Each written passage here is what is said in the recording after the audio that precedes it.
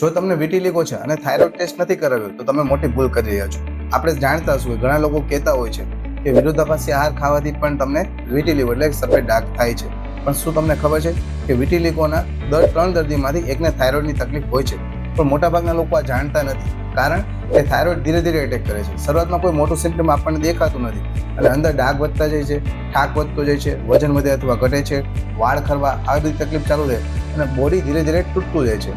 Doctor શું કહે છે કે વિટિલિગો અને થાઇરોઇડ બંને ઓટો ઇમ્યુન પ્રોબ્લેમ છે, એટલે કે તમારી બોડીની ઇમ્યુનિટી ભૂલથી જ પોતાના જ સેલ્સને એટેક કરે છે.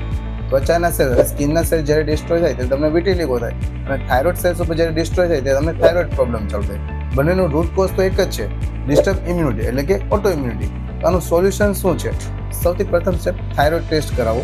જો તેમાં કંઈ પણ પ્રોબ્લેમ આવે છે, તેમાં ઓટો ઇમ્યુન થાઇરોઇડ ગ્લોબ્યુલિન કરીને ટેસ્ટ આવે છે, તે કરાવો. કોઈ સારા હોમિયોપેથિક ડૉક્ટરને કન્સલ્ટ કરો શરૂઆતથી જ. એનાથી શું થશે કે ઇમ્યુનિટીને રૂટ કોઝથી ફિક્સ કરશે, થાઇરોઇડ નેચરલી બેલેન્સ થશે, વિટિલિગોના ડાઘને આગળ જતાં અટકાવશે, વાળ ખરવાનું બંધ થશે અને એનર્જી અને ફ્રેશનેસ પાછી આવશે. આમાંથી એક પણ બે પ્રોબ્લેમનો કોઈ પણ સોલ્યુશન એકસાથે આવશે. જો તમને વિટિલિગો છે અને આ સિમ્ટમ્સ ફીલ થાય છે, થાક લાગે છે, વજન વધવું, વાળ ખરવા, તો કમેન્ટમાં લખો થાઇરોઇડ છે. હું ફ્રીમાં ગાઈડ કરીશ કયો ટેસ્ટ કરાવો અને શું કરો. આ વિડીયો શેર કરો, કારણ કે આ ઇન્ફોર્મેશન્સ કોઈક મોટી બીમારી અટકાવી શકે છે. માટે ફોલો કરો અને હેલ્થ સિક્રેટ્સ માટે રોજ મળો.